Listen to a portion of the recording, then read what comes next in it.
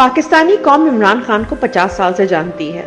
ان سالوں میں عمران خان نے کبھی اپنی قوم کو مایوس نہیں کیا، کبھی ان کو دھوکہ نہیں دیا، کبھی اپنے ملک کے لیے ندامت کا باعث نہیں بنا۔ ہمیشہ اس کی بہتری کے لیے کوشش کی، ہمیشہ اس کے لیے عزت اور نام کمایا، ہمیشہ اپنے لوگوں کے راستے میں آسانیاں بکھیری۔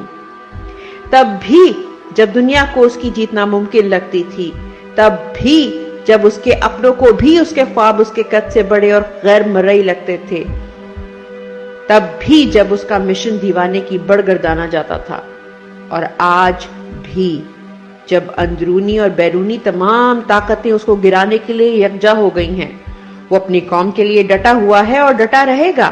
اگر اس نے کہا ہے کہ وہ خون کے آخری قطرے تک لڑے گا تو ہم جانتے ہیں کہ وہ لڑے گا۔ ہمیں اس کے دعوے کی صداقت جانچنے کے لیے اسے آزمانے کی ضرورت نہیں ہے۔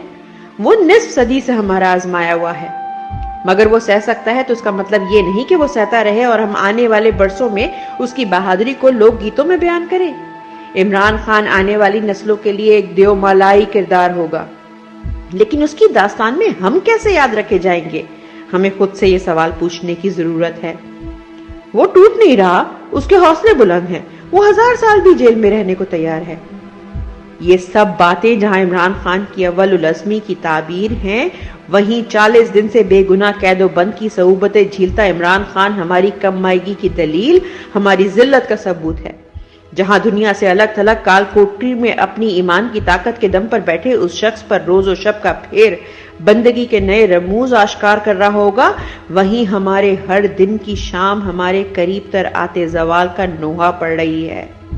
ہر ڈوبتا سورج ہماری پستی کا تماشا دیکھتا جا رہا ہے۔ آج ہمیں اپنے آپ سے نظریں ملانے کے لیے اس کی نظروں میں معتبر ہونا درکار ہے۔ ہمیں اپنی حمیت کے لیے اس کی خودداری کی حاجت ہے۔ ہمیں اپنی بقا کے لیے اس کے عزم کی ضرورت ہے۔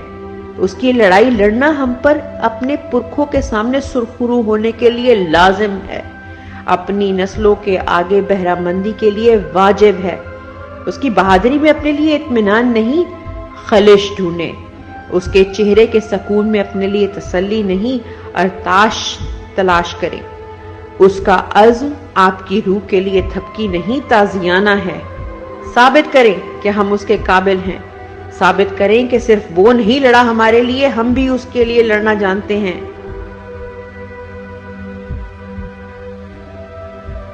سوال کریں، گلی، محلوں، چوک چوراہوں، سڑکوں، گھروں میں، انفرادی طور پہ، اجتماعوں میں، زبان سے، عمل سے پوچھیں کہ وہ کس جرم کی پاداش میں قید ہے۔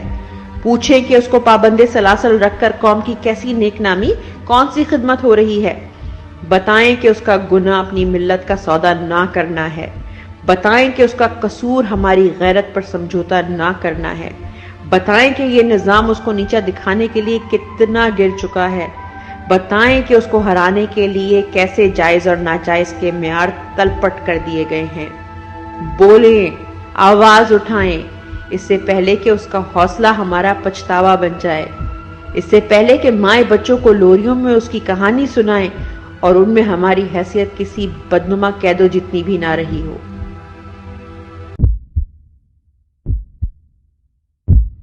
میرے پاکستانیوں،